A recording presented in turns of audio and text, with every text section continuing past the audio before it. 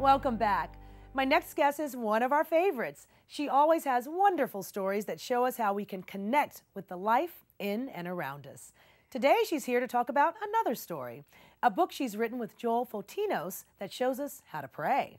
It's called The Prayer Chest. Please welcome back Reverend August Gold, and welcome to New Morning, Joel Fotinos. Thank you. I'm not used to seeing you with a friend. I know, it's different. So great to have you here, Joel. Now, I mean, your dream really did come to fruition. Tell us about that. One Saturday night, I had a dream, and in the dream, I was walking into a bookstore.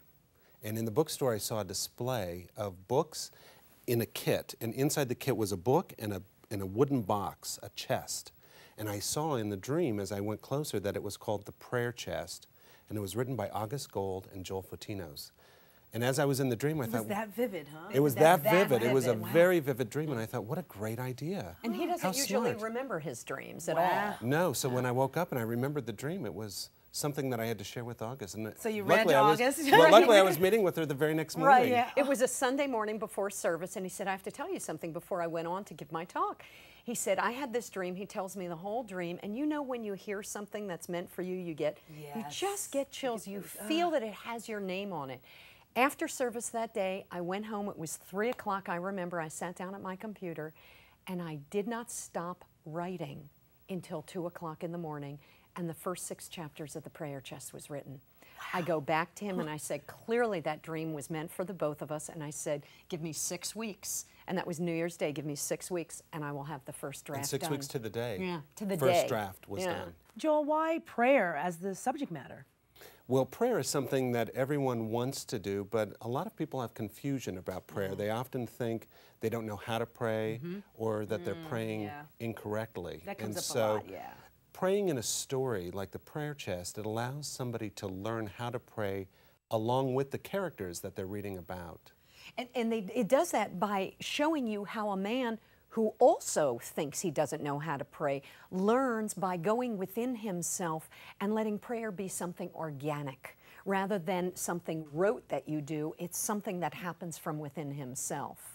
And you discover that all of the greatest teachings say, go within yourself and you will discover how to do it quite naturally. So now why fiction and not a self-help kind of book? Because this book is about prayer and how to pray. Yes. Well, it's about prayer and how to pray, and the interesting thing is it's a story, it's a novel. It says it right on the front. We want people to know that it's a story because stories, our very lives are stories. So when it comes to stories, everybody in the world can identify with them. They're primal. And the story goes right into your heart. It bypasses that critical mind that says, oh, I'm so sorry, I can't do that, or that's not me, that wouldn't be me. The heart that knows says, gosh, if that person could do it, if Joseph in the novel who faced so much adversity could do it, maybe I can too. So a story cuts past the mind, goes right to the heart.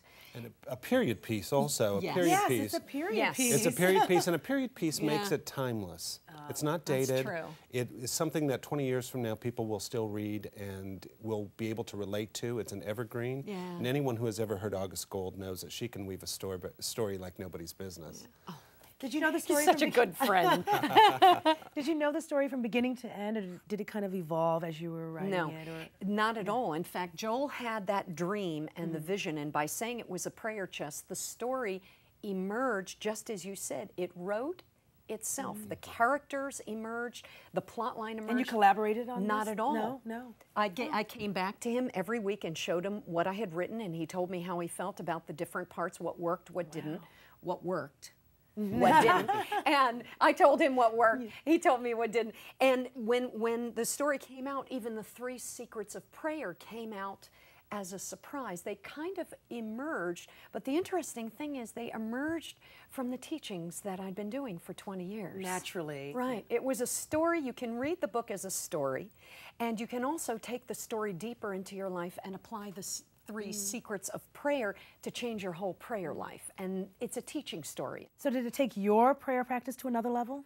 Where do we even begin? I think that's a yes. Yes. Yes. We put on their bracelets that we designed to go with the concept of opening to receive all of life's And riches. I have one. You gave me yours. I know. Tell us about it. What does Well, it I gave mean? you mine because so many things happen. Most people begin to pray when they are in adversity. And everybody prays in adversity. Yeah. I don't care what anybody says. When you are facing something It's a difficult, natural thing to do, yeah. isn't it? Yeah. Yes, It's absolutely. completely natural. Right. So it's a universal topic, and they go to prayer for assistance outside of themselves. And what's interesting about this book and about I Am Open to Receive All of Life's Riches is prayer becomes a conversation instead of just a plea for help. And that Happening all the time. Thank you. Happening, right. Not in just those distressed moments. where you are helpless. Right. It indeed begins to bring out of you a power you did not know you had to converse with life, which is always trying to converse with you and always trying to bring you more of the riches you want and you deserve. So the idea then, I'm going to read this, it says, I am open to receive. Yes. So the idea is to repeat this just during the day or as you look down at your wrist? Well, you see it? actually, we have people who, and we've shared these with, gosh, all Hundreds of our, of people. at least hundreds of people. We're just printing 8,000 more Wow. because we have so many churches nationwide who are joining us in praying, I am open to receive all of life's riches. Nothing's magic about it, but what is magical is when you begin to repeat that phrase, and we have people do it 100 times a day, you begin to own it. And you begin to own the secret of prayer itself, which is you don't have to beg or plead for anything to happen.